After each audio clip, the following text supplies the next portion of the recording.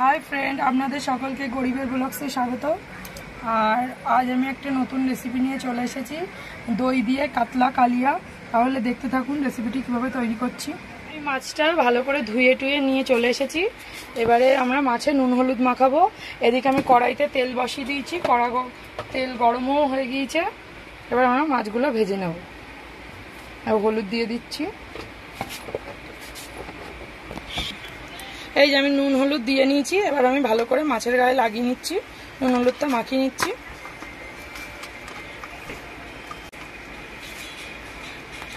এই যে আমি ভালো করে মাখিয়ে নিয়েছি।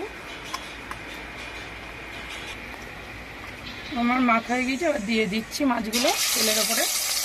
আমার তেল গরমই ছিল।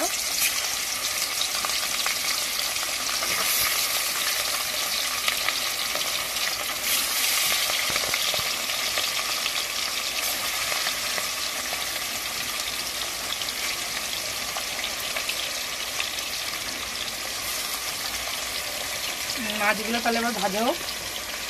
আমাদের মাছগুলো ভাজা হয়ে গিয়েছে। এবার উল্টে নিচ্ছি।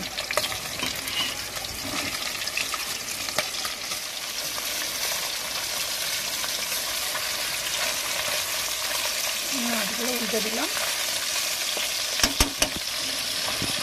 মাছ ভাজা হয়ে গিয়েছে।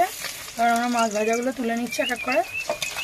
আর একটু লাইট কম লাগছে কারণ আমাদের কারেন্ট চলে গিয়েছে। কিছু করার নেই, টসের আলোয় করতে হচ্ছে।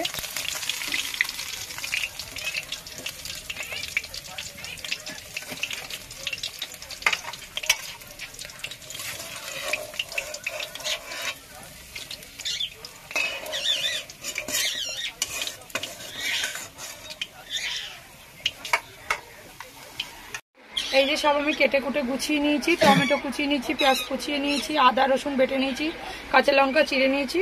এবার তাহলে দেখতে থাকুন কি করি। কড়াইতে তেল গরমও হয়ে গিয়েছে।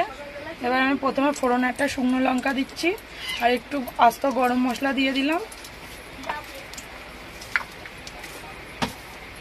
আর দুটো চারটে জিরে দিয়ে দিচ্ছি।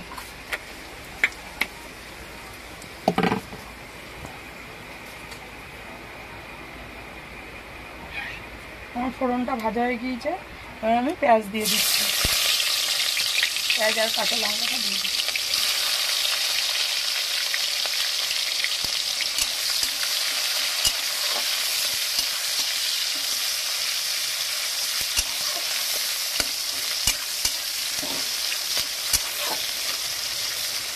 পেঁয়াজ আর কাঁচা লঙ্কা ফোড়নগুলো দিয়ে একটু ভালো করে ভেজে নেব।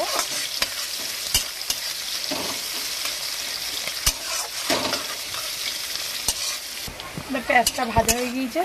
এবার আমি এখানে টমেটোগুলো তুলে দিচ্ছি। টমেটোগুলো দিয়ে একটু নেড়ে নিচ্ছি।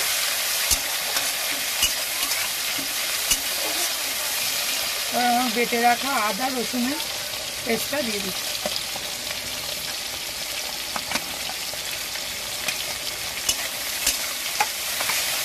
সবগুলো ভালো করে কষিয়ে নেব। এবার আমি একটু গুঁড়ো মশলা অ্যাড করি।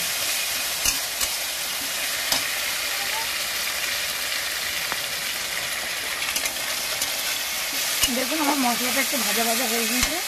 এবার আমি পরিমাণ মতো নুন দিয়ে দিচ্ছি। নুন দিয়ে আবার একটু নেড়ে দিচ্ছি।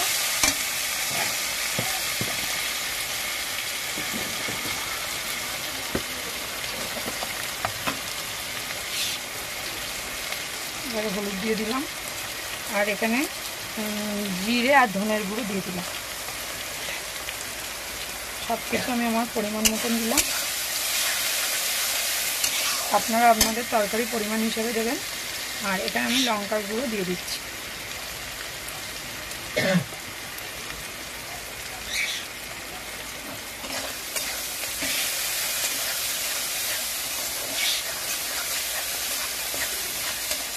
এবার আমি সামান্য একটু জল দিয়ে দিচ্ছি মশলাটা কষানোর জন্য।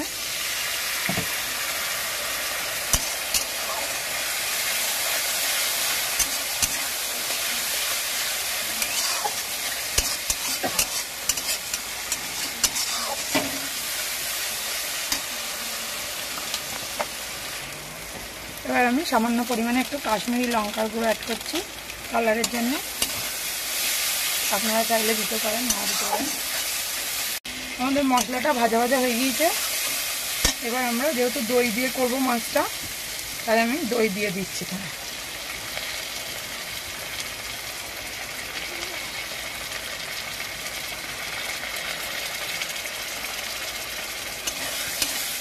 আমার মাছের পরিমাণ মতন দই দিয়ে দিলাম।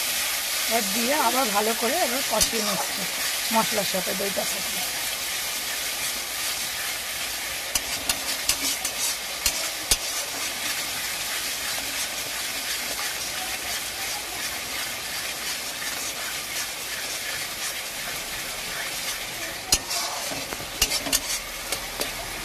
দেখুন আমাদের মশলা কি সুন্দর দইয়ের সাথে কষিয়ে নিয়েছি, আর তেলও ছেড়ে দিয়েছে মশলা থেকে।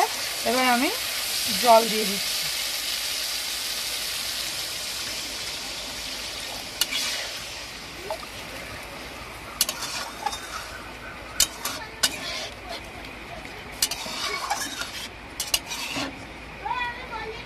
এবার আমরা এক এক করে মাছগুলো দিয়ে দেবো। দেখুন আমরা পরিমাণ মতন জল দিয়ে আমরা মাছগুলো তুলে দিয়েছি। এবার আমরা তরকারিটাকে ফুটতে দেবো একটু, আর ঢেকে দিচ্ছি। এবার আমরা ঢাকা তুলে দেখে নিচ্ছি আমাদের তরকারিটা কত হবে। দেখুন আমাদের তরকারি হয়ে গিয়েছে। আমি ঠিক এরকম হালকা একটু ঝোল রাখবো।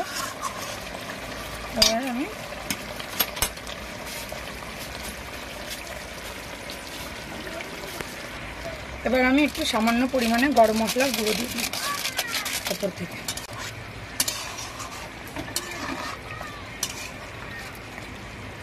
এবার আমি নামিয়ে নিচ্ছি।